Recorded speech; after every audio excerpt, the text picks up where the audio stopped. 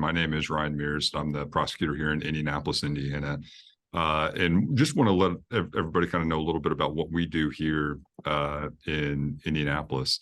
The first thing I wanted to just kind of share with everyone, when we began this conversation, we're constantly looking for ways to how can we have opportunities to interact with young people. And for those of you who can't see on the screen, I'm 6'5", former college basketball player. I love the game of basketball, and that's a good way to begin conversations with young people a lot of times. And so one of the first events we did is we gathered up all the area high school basketball coaches. We had Trace Jackson Davis, who is an All-American in Indiana, who went on to play for the Golden State Warriors, lead a discussion about youth violence and how we can maybe better equip young people to deal with violence that's taking place in their community. And through this discussion, one of the things that we saw is that young people very much want to do a better job of leading on this issue, but they really struggled with that leadership development component. So one of the things that we decided to do was start our Youth Violence Prevention Fellowship program from that discussion. And what our Youth Violence Prevention program is, we get kids from all around the city to come into the prosecutor's office. They get to meet other elected officials. They get to interact with law enforcement and really get a better feel for how government works. But we also try to develop young people into leaders so they can be a leader in their school, in their community, on their block, to hopefully keep kids away from gun violence. The other thing that it does for us is it really allows us to better understand what young people are facing, and it helps us tailor our message to young people in our community. One of the things that we learned is that young people don't always necessarily want the prosecutor's office to be the messenger. So how can we partner up with different community groups so they can provide a message that hopefully will resonate with young people? The other thing that these young kids really talked about was how they really we needed a message that was presented to them or conveyed to them in a way that was maybe a little bit different than how we consume media.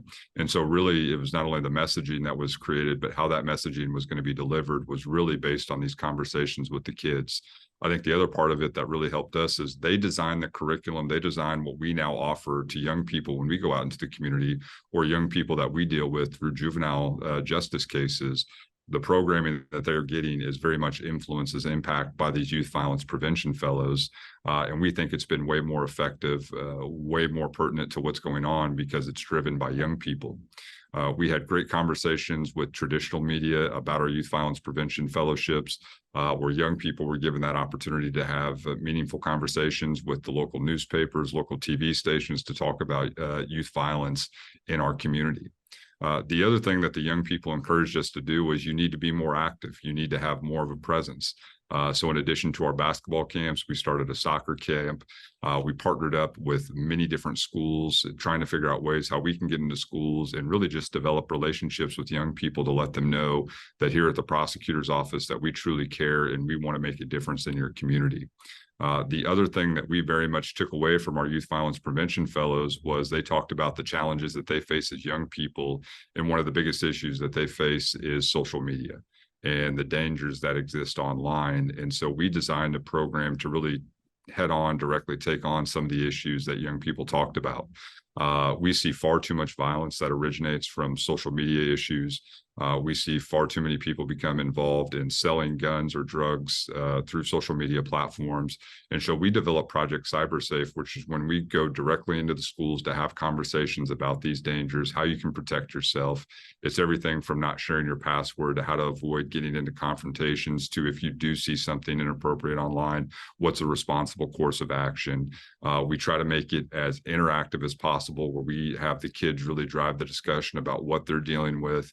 And then we talk about some of the legal ramifications. Sexting is a real problem amongst young people. And when we see some of the things that have been put out there, unfortunately, we can give them real life criminal prosecutions about how young people have ended up on the wrong side of the law from some of the things that they've been doing online.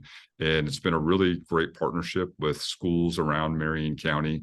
And it's been another way for us to have really meaningful discussions with young people about sexting, about violence, about some of the issues with drugs and guns that take place around young people, and we're able to do it more on their terms because we do it in a way that's more of the Socratic method, as opposed to us just trying to dictate to them this is what the issues are. We've literally been in, I think we did 68 schools last year. Thousands of children have been served as for both young people and adults. And we're proud of that programming, but we're also proud of the opportunities that we have to have those face-to-face interactions with young people. So that's just a little bit about what we have going on at the Marion County Prosecutor's Office.